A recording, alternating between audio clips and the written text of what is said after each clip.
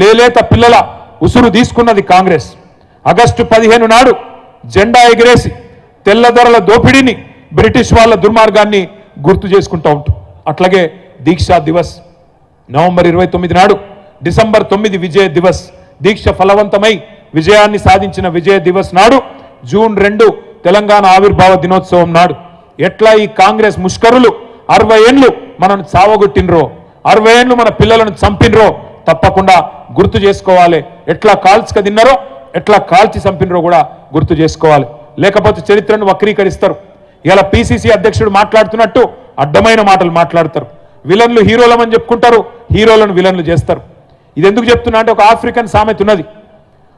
ఒక సింహం తన కథ తాను చెప్పుకోకపోతే, ఒక సింహం తన కథ తాను చెప్పుకోకపోతే వేటగాడు చెప్పే పిట్ట కథలే నిజమని ప్రజలు అనుకుంటారు అని చెప్తారు.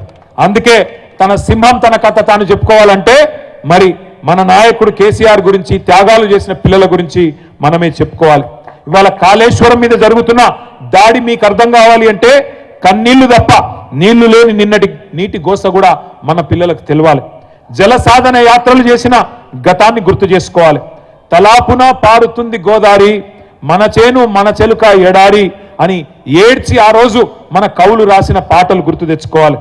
2 నదుల మధ్యన ఉన్న సారవంతమైన తెలంగాణ ఎట్లా మన నేల నెర్రెలు వారింది, ఎట్లా గుక్కెడు నీళ్లు లేక గుక్కిబట్టి ఏడ్చింది, ఇవన్నీ కూడా యాద్ చేసుకోవాలి. తెలంగాణకు గోదావరి జలాలు కావాలని దశాబ్దాల పాటు జరిగిన ఆందోళనలు, యాత్రలు, తెలంగాణ గోదావరి నేల మీద జరిగిన ఆ రోజు పారిన నెత్తుర్ని అన్నిటిని కూడా గుర్తు చేసుకోవాలి. అందుకే తెలంగాణ రాగానే మన నాయకుడు కేసీఆర్ గారు గోదావరి నీళ్లను మన పొలాలకు మలపడానికి కని విని ఎరగని మహత్తర బృహత్తర కాళేశ్వరం ప్రాజెక్టు కట్టుకున్న విషయాన్ని గుర్తు చేసుకోవాలి. కాళేశ్వరం తెలంగాణకు వరం, తెలంగాణకు జీవనాడి. అది కాంగ్రెస్కు శాపం కావచ్చు కానీ తెలంగాణకు మాత్రం వరం. ఇలా కాళేశ్వరం మీద కుట్ర జరిగింది, నిరంతరం ఇంకా దుష్ప్రచారం జరుగుతూనే ఉన్నది.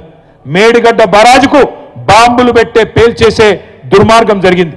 ఇదేమి రాజకీయ పార్టీల మధ్యన గొడవ కాదు, తెలంగాణ ప్రజల ప్రయోజనాల పంచాయతీ. అందుకే ఇవన్నీ కూడా గుర్తు చేసుకోవాలా, ఎప్పటికప్పుడు మననం చేసుకోవాలి. తెలంగాణ ఆనవాళ్లను చెరిపేస్తామని చెప్పి అలా కొంతమంది వెర్రి వాళ్ళు మాట్లాడుతున్నారు.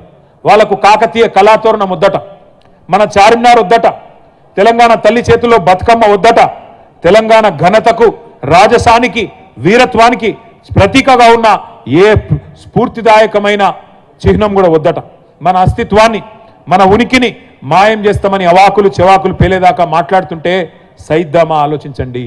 కేసీఆర్ గారు ఆనవాళ్ళను చెరిపేస్తామంటే ఊకుందామా ఆలోచించండి.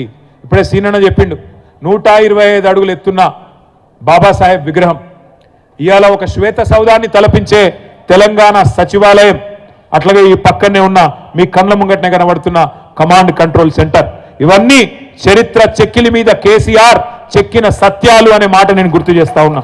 మనం గుర్తుపెట్టుకోవాలి, ఒక్క విషయం మాత్రం గుర్తుపెట్టుకోవాలి. తెలంగాణకు మొదటి నుంచి, ఈరోజు కాదు, శాపం ఎవరు అంటే చేతగాని చేవలేని రాజకీయ నాయకత్వమే మనకు శాపం.